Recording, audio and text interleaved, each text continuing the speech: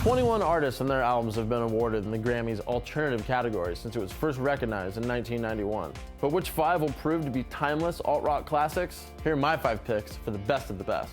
Number 5, Gnarls Barkley, Saint Elsewhere. No song owned 2006 and 2007 like Crazy. CeeLo's wailing pipes were everywhere. Crazy became the first song to hit number 1 in the UK based only on download sales. And the streak continued.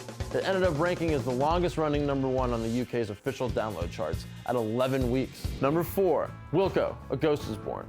The album is proof positive of that old saying, great suffering makes great art. Man, did Jeff Tweedy suffer. He wrote and recorded the album while battling chronic migraines, anxiety attacks, and an addiction to prescription painkillers. The result is angular, frenetic riffs, like the solo on At Least That's What You Said, which he's called a musical transcription of one of his panic attacks. Also, Handshake Drugs has gotta be one of the most fun-loving songs about going downtown to score dope.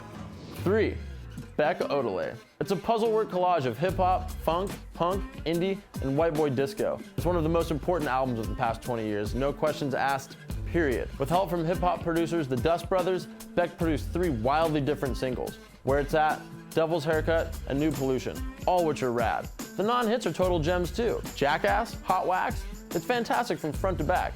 Odelay secured Beck, then seen as this like silly, jester-esque disco beatnik dude, as a viable artist. And look what he's gone on to record. He's far from done too. Number 2, Nirvana, MTV Unplugged in New York. Unplugged proved that Nirvana were far more than just a pissed-off grunge band.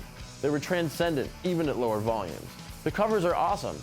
Cobain's personality was on full display. He introduces fans to his favorite, lesser-known bands like the Vaselines and Meat Puppets.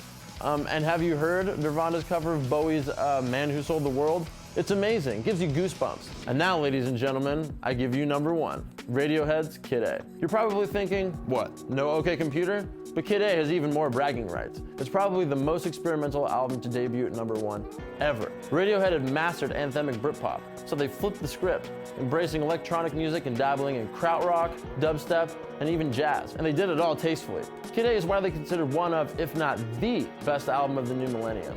It'll expand your mind, but in the most gorgeous and inviting way possible. Do you agree with my list? If not, make your own top 5 and post it in the comments below.